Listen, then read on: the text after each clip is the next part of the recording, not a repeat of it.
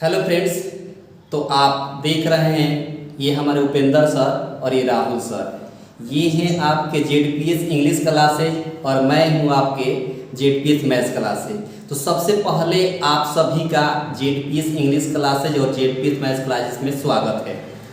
हम लोग आज एक ऐसी टॉपिक पर चर्चा करने वाले हैं जो कि विद्यार्थी जो हैं, खासकर 10th क्लास के विद्यार्थी जो 17 फरवरी से एग्ज़ाम देने जा रहे हैं उनके लिए संदेश रहेगा। और जो विद्यार्थी अभी 10th क्लास की बिहार बोर्ड से 10th क्लास की जो तैयारी कर रहे हैं उनके लिए भी एक संदेश रहेगा। तो सबसे पहले हम अपने उपेंद्र सर के बारे में जान लेते हैं, उनसे परिचय ले लेते हैं, उसके बाद इस पर हम विचार करते हैं। तो सबसे पहले सर आपका स्वागत है। थैंक यू सर,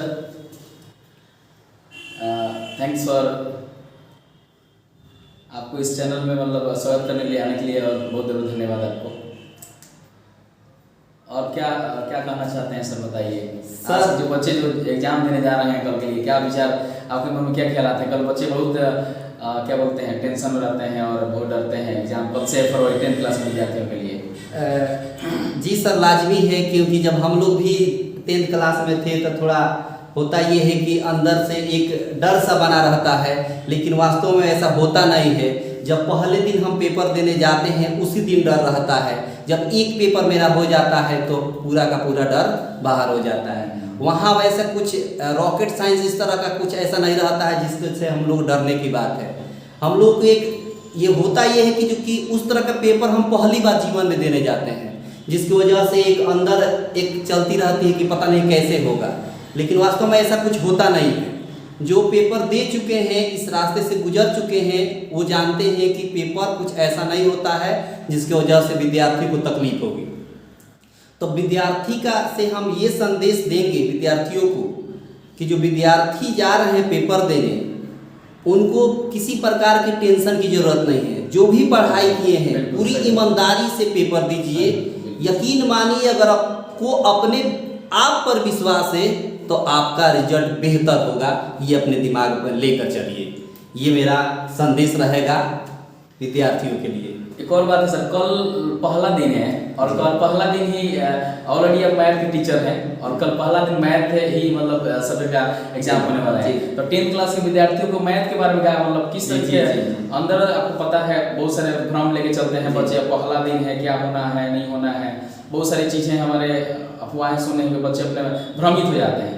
तो मैथ कल एग्जाम है, इसके लिए क्या करना चाहिए कि बच्चे मैथ में अच्छा स्कोर करें। तो बिहार बोर्ड हमने देखा है कि जो बच्चे मैथ में एग्जाम देने जाते हैं तो बड़ी टेंशन रहता है कि पता नहीं मैथ में मेरा प्रश्न न लग जाए। तो एक आप मैथ के शिक्षक हैं और इसको अच्छी तरह से आप जानते हैं, तो इस मैथ के बारे में क्या करना चाहिए कि बच्चे के अंदर डर निकालेगा। पता है क्या करेंगे, बच्चे के अंदर मैथ के प्रति डर खत्म हो और अच्छा से लिख के लाए, अच्छा स्कोर करके लाए। क्या विचार है इसके बारे में, बताइए कुछ। जी बिल्कुल, आपका क्वेश्चन बहुत अच्छा है। वैसे जो 10वीं क्लास का पेपर होता है 10th का, जो विद्यार्थी जाते हैं पेपर देने सेंटर पर, तो एक मैथ के दिन का जो पेपर होता है अलग ही माहौल होता है। वो इस तरह का माहौल होता है जिसमें विद्यार्थी ये सोचते हैं, अगर जिनकी तैयारी पूरी तरीके से अच्छी हुई है वो तो बिल्कुल दिमाग में ये लेकर चलते हैं कि मेरा पेपर अच्छा जाएगा, लेकिन अगर जिनकी तैयारी थोड़ी बहुत हुई है वो बहुत टेंशन आते हैं, खासकर मैथ के पेपर के दिन। तो उसमें उनको हम ये बताएंगे और एक संदेश देंगे, एक सुझाव देंगे कि वो विद्यार्थी किसी प्रकार का टेंशन मत लें, क्योंकि सिलेबस इतनी आसान हो गई है बिहार बोर्ड की, जिसमें आपको किसी प्रकार की समस्या नहीं होगी। अब आप देख लीजिए, पेपर पिछले साल और इस साल का पेपर जो आएगा या पिछले साल का हो चुका है, उसमें 100 आपको दे रहा है ऑब्जेक्टिव क्वेश्चन, जिसमें आसानी से 50 क्वेश्चन आसान ढूंढकर हम उसको कवर अप कर सकते हैं। उसको कैलकुलेट करके 50 आप काउंट कर लेंगे कहीं कहीं से। उसमें कोई पाबंदी नहीं है कि लाइन से आप बनाइए, जहाँ से आपको आ रही है वहाँ से क्वेश्चन बनाइए। बस 100 में से 50 आपको 50 जो है आपका चुन लेना है आसान, और उसको आपको OMR शीट पर रख देना है। आप दूसरी बात ये समझें कि उसमें जो मैथ का दिन का माहौल होता है वो एक प्रकार का समझिए कि डर सा बना रहता है, लेकिन वास्तव में वो ऐसा होता कुछ नहीं है। बस आपके सामने जब सिंपल पेपर आएगा ना, तो आपके अंदर एक खुशी आएगी, इतनी खुशी आएगी कि लगेगा कि ये तो हम कर चुके हैं। और खासकर ऐसा ही होगा, ऐसा ही होता है रियली में। ऐसा कुछ बहुत बड़ा रॉकेट साइंस ऐसा क्वेश्चन नहीं पूछ देता है जिसकी वजह से आप विद्यार्थी टेंशन में हो जाए। विद्यार्थियों के लिए बिल्कुल एक मतलब इस तरह का पेपर होता है कि जो विद्यार्थी 1 साल कंटिन्यू पढ़ाई किए हैं उनके लिए तो समझिए कि सर ये मैथ का पेपर कुछ नहीं है जी बिल्कुल। अगर रियली में पढ़ाई किया है तो ईमानदारी। सर एक और क्वेश्चन है, जैसे ऑब्जेक्टिव बच्चे तो अच्छा से कर पा रहे हैं, लेकिन सब्जेक्टिव में हमने देखा है कि सब्जेक्टिव मार्क्स करने के चांसेस ज़्यादा होते हैं। तो ऑब्जेक्टिव में तो आपको जो भी टिक आउट किया बच्चा जो भी वो बेहतर ना आप उसके अंक मिल सकते हैं, लेकिन सब्जेक्टिव में उसके नंबर कटते हैं। उसमें कैसे एक्सप्लेन, मतलब क्या तरीका अपनाया जाए कि ऑब्जेक्टिव का मार्क्स उसका अच्छा से? बिल्कुल। सब्जेक्टिव के लिए आपका जो है कि करना यही है कि जो आप प्रैक्टिस किए हैं अभी तक उसी पर आपको बने रहना है। याद रखिए कि हम जैसे भी प्रैक्टिस किए हैं, जिस तरह हम सीखे हैं, चाहे जो भी मेथड हमको आता हो, कोई भी मेथड आता हो, उस मेथड का प्रयोग करके हम सब्जेक्टिव क्वेश्चन को सॉल्व करेंगे। उसमें भी टर्म कंडीशन दे दिया है गवर्नमेंट ने, आपको 30 क्वेश्चन जो 30 क्वेश्चन दे रहा है उसमें से आपको 15 ही बनाना है, यानी 15 ही सवाल का आंसर आपको देना है। और जो लॉन्ग क्वेश्चन है वो 8 क्वेश्चन दे रहा है जिसमें से आपको मात्र 4 क्वेश्चन का ही आंसर देना है। तो बहुत सहूलियत हो गई है। जो विद्यार्थी अगर 50% या 75% भी तैयारी उनकी अच्छी है वो भी करके आ जाएंगे, क्योंकि जितना क्वेश्चन दे रहा है उसका आधा हिस्सा यानी 50% ही सॉल्व करना है। तो उसमें हमको नहीं लगता है कि किसी प्रकार का किसी विद्यार्थी को दिक्कत होना चाहिए। चलिए, तो सर ने बहुत अच्छा एक्सप्लेन किया। सही में मुझे लग रहा है कि अगर मैथ के विद्यार्थी आप हो ना, अगर सही से अगर बात सुने हैं सर के, तो सही मुझे लग रहा है कि आप ऑब्जेक्टिव तो करोगे ही, सब्जेक्टिव का भी अच्छा अंक लेके आओगे। तो इन सब बातों को ध्यान रखेंगे तो बहुत अच्छा रहेगा, बहुत मजा भी आने वाला है और अच्छे से आप स्कोर करोगे मैथ में। तो डरना नहीं है, डर जो अंदर का है वो निकालना है। और इनके सर का स्टेटमेंट भी था, अगर आपके अंदर मतलब एक तरह से जब सॉल्व करना शुरू करते हैं तो कॉन्फिडेंस आने लगता है, और सेल्फ कॉन्फिडेंस बहुत जरूरी होता है। सेल्फ कॉन्फिडेंस ही जो आपको आगे बढ़ाएगा। तो खुद पर विश्वास रखिए चलो आप। तो एक सबसे बड़ी संदेश कि आप खुद में अपने विश्वास रखो कि हमको आज स्कोर अच्छे करके आना है। बस नेगेटिव माइंड नहीं, पॉजिटिव लेकर चलना है, अच्छा करना है। तो जी सर। जी सर। अब जो है कि बात आती है कि जो विद्यार्थी जा रहे हैं पेपर देने, तो पेपर देने जा रहे हैं तो उनको कुछ आपको नेसेसरी है ले जाना, जो उसको आप जान लेंगे। फर्स्ट ऑफ ऑल आपको सबसे पहले ले जाना है एडमिट कार्ड, तो एकदम कंपलसरी है बिल्कुल। एडमिट कार्ड के साथ जो आप वैक्सीन जो लिए हैं, कोरोना का जो वैक्सीन लिए हैं, उस वैक्सीन का सर्टिफिकेट चाहिए। हाँ, सर्टिफिकेट भी चाहिए। उस सर्टिफिकेट को उसके साथ आप एडमिट कार्ड के साथ ले जाएंगे। और अगर ज़रूरत पड़े तो सैनिटाइजर भी लेकर जाएं, क्योंकि स्वच्छ भी रहना जरूरी है और खासकर मास्क भी जरूरी है। तो इन चीज़ों को आप लेकर जाएं और वहाँ किसी प्रकार की सेंटर पर आपको समस्या नहीं होती है। बस अपना रोल नंबर ढूंढे और अपने सीट पर पहले दिन बैठिए, उसके बाद अगले दिन से किसी प्रकार की समस्या नहीं होगी। अब जी सर। तो सर मन में विचार आ रहा है मेरा सर कि 10th क्लास के बच्चे जो जैसे हमारे स्कूल अपने जेडपीएस इंग्लिश जेडपीएस स्कूल से भी निकल रहे हैं, जेडपीएस पब्लिक स्कूल से बच्चे बहुत सारे आज एग्जाम देने के लिए, और पूरे बिहार में सब हर स्कूलों से बच्चे जा रहे हैं। तो क्या संदेश इन बच्चों के लिए दीजिएगा ताकि वो बच्चे बिल्कुल एक एकाग्र होकर के कल सुबह में मॉर्निंग में एकदम कैसे निकले, एकदम उनको लगे कि हाँ एग्जाम जो मैथ का हुआ ना बहुत मजा आ गया। ताकि उधर से मैं कल फीडबैक लूँगा भी बच्चों से, उन बच्चों ने क्या किया, कैसे किया। तो यहाँ की तैयारी के बारे में क्या कहना चाहेंगे? जो स्कूल में आपकी तैयारी आप लोग कराते हैं जेडपीएस पब्लिक स्कूल में, उसके बारे में क्या कहना चाहेंगे? जी बिल्कुल, जो विद्यार्थी जा रहे हैं कल पेपर देने, उनके लिए हम लोग तरफ से एक बेस्ट ऑफ लक है कि आप अपना पेपर दीजिए। वैसे पहले ही हम बताएं कि बहुत कुछ वहाँ होने वाला नहीं होता है। पेपर आप सिंपल दीजिए और पूरी ईमानदारी से दीजिए। कोशिश करिए कि ईमानदारी से दें, किसी प्रकार की इधर उधर का दिमाग न लगाएं और ईमानदारी से दीजिएगा ना बाबू। तो याद रखिए, जो अपना नंबर लाया होता है ना, चाहे कितना हो आए, वो अंदर से खुशी होती है। बिल्कुल सही, याद रखिए। तो इस चीज़ से हमको एक अलग मिलता है। और दूसरी बात कि सर नेक्स्ट क्वेश्चन क्या था उसमें? आप स्कूल के बारे में जहाँ बच्चे आप तैयारी कर रहे हैं। जी बिल्कुल, यहाँ जो हमारे जो विद्यालय है आपका जेडपीएस पब्लिक स्कूल, इसमें जो खासकर मैथ की जो तैयारी कराई जाती है एक अद्भुत होती है। अद्भुत बोले तो मतलब हमारे यहाँ जो भी विद्यार्थी पढ़ते हैं उनको कुछ इस तरह से गाइडलाइन दी जाती है कि खासकर अगर ऑब्जेक्टिव क्वेश्चन की बात है तो वो तो ऐसे ही 15 से 20 मिनट में उड़ा देते हैं। अब आप आश्चर्य हो गए होंगे, आप सोच रहे होंगे कि आखिर ये संभव कैसे है, लेकिन ये बिल्कुल सच है। आपने मेरा नहीं देखा होगा, मेरा चैनल जो चलता है ZPS मैथ्स क्लासेज, उसमें आप सर्च करके देखिएगा, बहुत सारा मैंने वीडियो लाइव क्लास दिया है, उसमें आपको शॉर्ट ट्रिक से समझाया गया है, बिल्कुल वैसा ही। उसमें बहुत कम वीडियो है, लेकिन फिर भी जो हम लोग ऑफलाइन क्लास देते हैं उसमें विद्यालय में विद्यार्थियों को, उसमें पूरा भरपूर टाइम मिलता है और उसमें जो है कि हम एक एक चीज़, मतलब ऐसा कोई चैप्टर नहीं है जिस चैप्टर का मैंने शॉर्ट ट्रिक नहीं बताया होगा। वो समझिए कि जो खासकर हमारे विद्यालय से विद्यार्थी जो जा रहे हैं एग्जाम देने, वो समझिए कि मतलब एक झटके में उड़ा देंगे। उनका रात में क्विज भी चलता है, बस ऐसा समझिए कि ऐसे नहीं कि हम अपने बारे में बहुत ज़्यादा आपको ये बता रहे हैं क्वालिटी, लेकिन ऐसा कुछ है, ठीक ना। तो जो विद्यार्थी पढ़े हैं या पढ़ रहे हैं उनको मालूम होता है कि यहाँ पर मैथ की क्लास कैसे चलती है।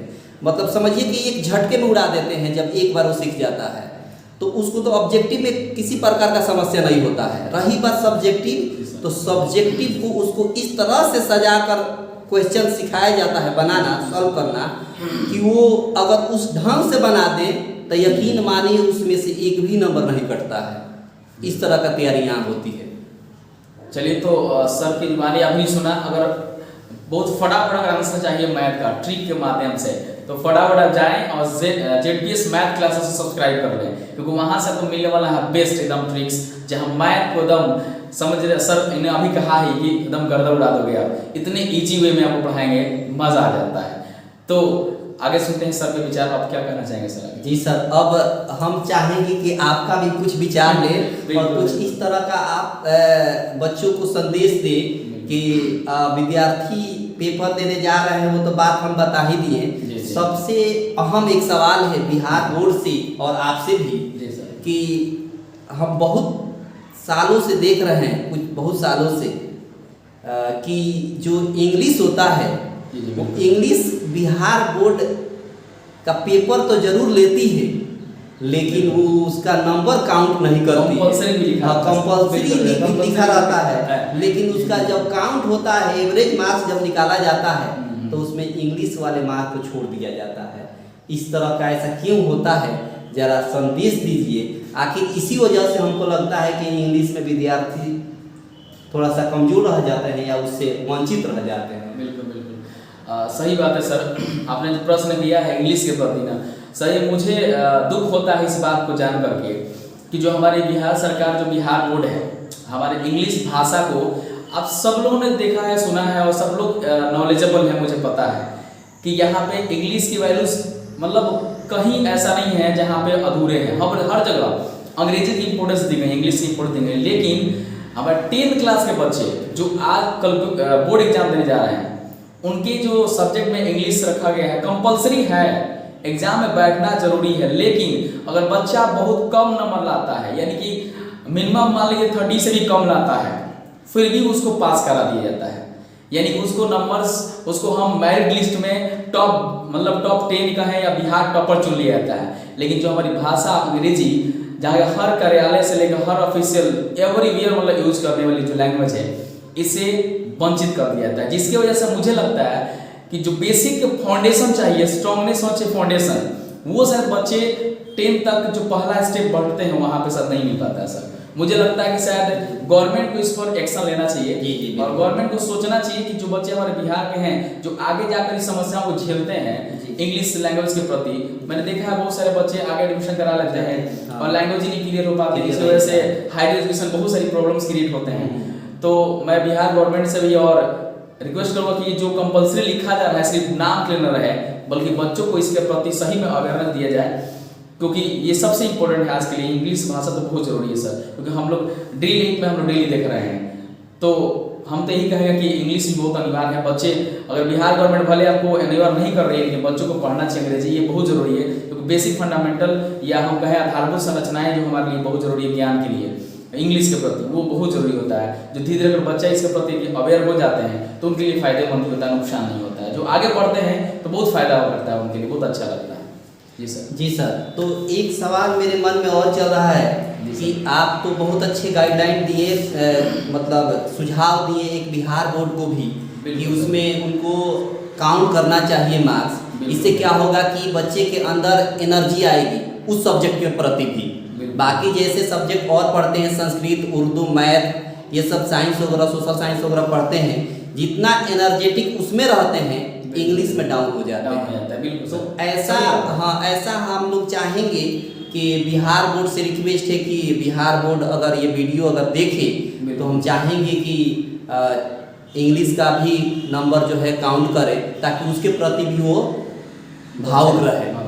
और दूसरी बात कि आप जो है कि ऑलरेडी यूट्यूब चैनल है आपका जेडपीएस इंग्लिश क्लासेज, और ऑफलाइन भी आप क्लास चलाते हैं +2 के लिए। बिल्कुल सर। तो जो +2 वाले बच्चे हैं उनमें कंपलसरी है इंग्लिश, कंपलसरी है सर, उसमें कंपलसरी है। तो हम ये आपसे कहेंगे, पूछना चाहेंगे कि 10वीं क्लास में बच्चा इंग्लिश पढ़ा नहीं, जी बिल्कुल सर, +2 में आपके पास पढ़ने आ गया, बिल्कुल बिल्कुल, तो आपको किस तरह की परेशानियां उठानी पड़ती है उनको, मतलब सेटिस्फाइड करने के लिए, समझाने के लिए कैसी कैसी तकलीफें आपको उठानी पड़ती है? सही बात है सर, मतलब बहुत अच्छा क्वेश्चन किए हैं।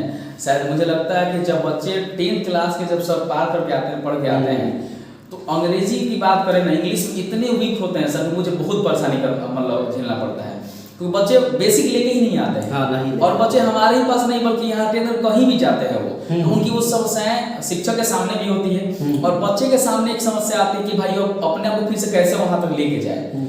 तो मुझे भी बहुत दुख होता है कि 10 साल, यानी 10वीं कर लिया, 10 साल उन्होंने पढ़ लिया, लेकिन अंग्रेजी के बिल्कुल सिंगल स्टेप उन लोगों को नहीं बोलने आता है और नहीं कुछ मतलब समझने आता है, तो मुझे दुख होता है। और 11th क्लास के 12th क्लास के जो विद्यार्थी पढ़ने आते हैं उनको बिल्कुल काफी समस्या होती है ये, तो उन लोग को कन्विंस करने में ना सर बहुत समस्या होती है हमको, लेकिन प्रयास करते हैं कि धीरे धीरे उनको बच्चों को समझाया जाए। और ये चीजें सर मुझे, मैंने पहले ही कहा कि अगर 10th क्लास के विद्यार्थियों को अगर ध्यान दिया जाए, अगर बच्चे अगर पढ़ना शुरू करें, तो उनको 11th 12th में आकर के समस्या झेलना नहीं पड़ेगा। लेकिन बहुत सारी, जैसे मान लीजिए कि उनके पास सिंगल सेंटेंस, ग्रामेटिकल बहुत वीक होते हैं ग्रामेटिकल वैसे, और लिटरेचर जब पढ़ाता हूँ तो लिटरेचर बच्चे मैं पढ़ाता हूँ, बच्चे उनको उतना बेहतर समझ नहीं आता है। मैं पढ़ा के समझा देता हूँ, लेकिन अगर बोलता हूँ कुछ लिख के दिखाओ, कुछ के बारे में बताओ, तो बच्चे के पास सिंगल सेंटेंस नहीं लिख पाए, वो समझ पाए। वर्ड पावर की कमी है। दूसरी बात, माहौल यहाँ उतना बेहतर नहीं मिल पाता है, और कुछ मानसिकताएं हैं कि चलो भाई 10th में नहीं पढ़ना और सारे सब्जेक्ट पढ़ लेने हैं, तो इस तरीके से बच्चे पहले से ही गड़बड़ हो जाते हैं और अच्छे से पढ़ नहीं पाते हैं, और आने के बाद 11th 12th बहुत सारी समस्या झेलना पड़ता है सर। तो इन सभी चीज़ों को शायद हम तो यही कहेंगे कि सलाह देंगे सबको कि पहले से ही बेसिक से अपना इंग्लिश को लेकर अच्छा चले तो बहुत अच्छा आएगा, मजा आएगा, आगे बढ़िएगा पढ़ते समय, और बेसिक लेके आइएगा तो आगे पढ़ने में अच्छा लगता है सर। मैं तो यही सलाह दूँगा। जी बिल्कुल, आपने सही बहुत अच्छा सलाह दिया। और जहाँ तक ये सर उपेंद्र सर हैं इंग्लिश फैकल्टी के, हमको लगता है कि इतना शानदार जो पढ़ाते हैं ना क्लास में, समझिए कि सारे लड़के इनके फैन हो जाते हैं तुरंत पहला दिन। हाँ जी बिल्कुल, अगर पहले दिन आप अगर आए हैं इनके पास पढ़ने, यकीन मानिए इनके आप दीवाने हो जाएंगे, इतने शानदार तरीके से पढ़ाते हैं इंग्लिश की। मतलब समझिए कि हमको नहीं लगता है कि इधर कहीं बहुत सारे टीचर हैं, हम मानते हैं बहुत सारे नॉलेजेबल भी व्यक्ति हैं, लेकिन इनके जो व्यक्तित्व है इनका, वो शायद हमने कभी इंग्लिश टीचर के अंदर नहीं देखा। सर मुझे लगता है कि हर शिक्षक अच्छा ही पढ़ाता है, लेकिन जी बिल्कुल, पढ़ने वाले अच्छा रहेंगे ना तो पढ़ाने वाले भी अच्छे से पढ़ाएंगे। जी पढ़ने वाले भी सर अच्छा होना जी बिल्कुल बिल्कुल। अगर विद्यार्थी पढ़ने वाले मिल जाएंगे तो पढ़ाने में बहुत मजा आता है। जी बिल्कुल। और वो बच्चा 5 हो या 10 हो या 15 50 मतलब नहीं होता, लेकिन पढ़ने वाला 5 ही बच्चा मिल जाता है, टीचर अपने आप को डेडिकेट करते थे उसके प्रति, चलो भाई अच्छा कर रहा है बच्चा, इसको अच्छा करेगा, मुझे ऐसा लगता है। जी बिल्कुल सही बात आपने बताया कि पढ़ाने वाले के साथ साथ पढ़ने वाले भी जो विद्यार्थी हैं वो भी अच्छे होने चाहिए, तभी जाकर एक टीचर उनके सामने मतलब पूर्ण रूप से सेटिस्फाइड कर पाएगा। तो हमने देखा कि आज जो भी चर्चा हुई, आर्गुमेंट हुई उपेंद्र सर और हमारे बीच, तो इसमें मुख्य रूप से ये देखा गया कि एक विद्यार्थी के जीवन में किस तरह का तैयारी होना चाहिए और किस तरह का उनका पेपर होता है, इस पर चर्चा हुई। तो अंत में हम लोग ये बताएंगे कि जैसे सवाल हमने सर से किया था इंग्लिश के बारे में, तो अगर बता दें कि इंग्लिश जो है सबके लिए जरूरी है, बिल्कुल सर, चाहे आप किसी भी क्लास में पढ़ते हो। बिल्कुल बिल्कुल। मतलब यूँ समझिए कि English is a necessary of all of us. Without English we can not do anything in our life. Right right right. Yes, sir. बिल्कुल। Am I right or wrong? Yeah, of course you are right, sir. Yeah, of course. So I once more I request to you Yes. in last what is a suggestion for students Yeah. who are going to appear at examination? Yeah, of course. Advice to all student, my dear student, who is going to appear this final exam 10th class. Be patient and be happy and don't fear, because you have confidence. If you have confidence, you can do anything in this world. I know very well. Yeah, So, yeah, of course. You are don't fear. Yeah. We are here, Yeah. always with you. Yeah. या of course. तो रहने देते हैं आज का session कैसा लगा आप बताइएगा। और Yes, चलते चलते हम बोलेंगे कि जो भी कल बच्चे अपने एग्जाम सेंटर पर पहुँचते हैं तो अपने अच्छे से रोल नंबर रोल कोड को ढूंढ ले, और वहाँ पे साइड में सब कुछ चिपकाया गया होता है बिहार बोर्ड के माध्यम से, और वहाँ पे देख लेंगे कि हमारा किस रूम में गया है। वहाँ आराम से जाकर बैठेंगे, डरना नहीं है। बस कहता नहीं है कि अगर हिम्मत है तो हम कुछ भी कर सकते हैं, है ना। तो आगे बढ़ना है, हिम्मत के साथ बढ़ना है और अच्छे से जाकर बैठना है, बिल्कुल पेशेंस रखना है, धैर्य बना रखना है और अच्छा से एग्जाम देके आइए सब लोगों को। और सब लोग को हम दोनों आदमी की तरफ से बेस्ट ऑफ लक, बिल्कुल अच्छा सभी का लेके आइए जी, बिल्कुल, ताकि हम लोग खुशी मिलेगी और हर शिक्षक को खुशी मिलेगी। बच्चे जो हमने अच्छा करते हैं, अगर अच्छे मार्क्स लेके आते हैं। जी बिल्कुल, आप अच्छे पढ़े, हम लोगों का आशीर्वाद आपके साथ है और हम लोग चाहेंगे कि सभी विद्यार्थी सफल हो इस एग्जाम में, ताकि उनका आगे का रास्ता क्लियर रहे। Best of luck. चलिए तो धन्यवाद, सेशन यहीं पर रोकते हैं। धन्यवाद, मिलते हैं सर। ठीक है सर, धन्यवाद।